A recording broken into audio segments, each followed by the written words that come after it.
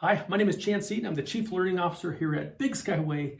And for today's little learning nugget, I want to talk to you about some risk management and independence.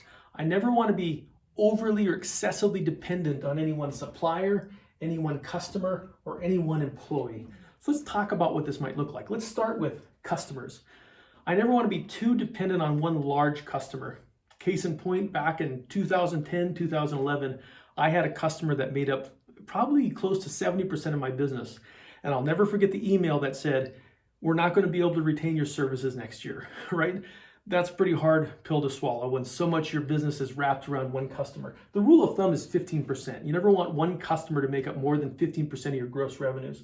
So what do you do if you have a really large customer you're relying on too much? Well, one thing you can do is look at different growth models. Easier said than done, but should I take new products and services to my current market? Or maybe I've got some current products and services I can take to new markets. They might be demographic markets, psychographics, geography, or maybe I look for some diversification, but you're thinking growth. Another tool is to think about margins. If I've got a really large customer, odds are they use us for a lot of different stuff. We do this for them, we do that for them, and a lot of those things we do might be really small margins. I want to start pushing my larger margin products and services towards them to make it worth my time. Easier said than done. But the point is, I never want to be too reliant on that customer so you don't go through the same troubles that I had when you lose that business. Let's talk about employees. I never want to be too reliant on any single critical position. Now, in the short term, I want to retain, I want to invest in engagement, I want to create commitment and loyalty, play to people's strengths, all the things that we know about good leadership and management and good culture. But in the long term, I want to be very mindful of not being too reliant on that critical position. And you probably had this happen before. This position that's so critical, something happens to them. And maybe they get bucked off a horse. It's a sad thing, but what do you do for the next 6 months? And it puts you in a real pickle.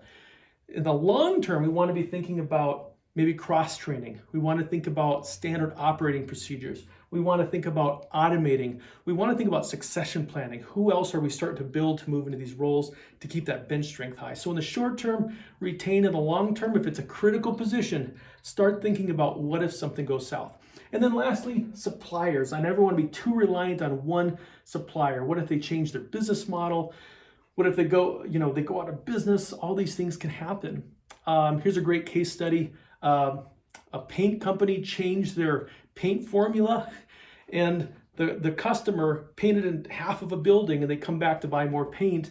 Well, the paint formula changed and they can't match it. Now they're out half of that building's worth of paint. So always being mindful of too much reliance on a supplier. Now, what do I do if I have too much reliance? In some cases, you look at buying them if that's feasible, right? Large companies do this all the time. Boeing's a great example of this. Or maybe also create some really strong ironclad contracts to maintain that relationship for a longer period of time. But the point to all this is, it's risk management, never becoming too dependent on any one supplier, any one critical position from an employee perspective, and any one customer.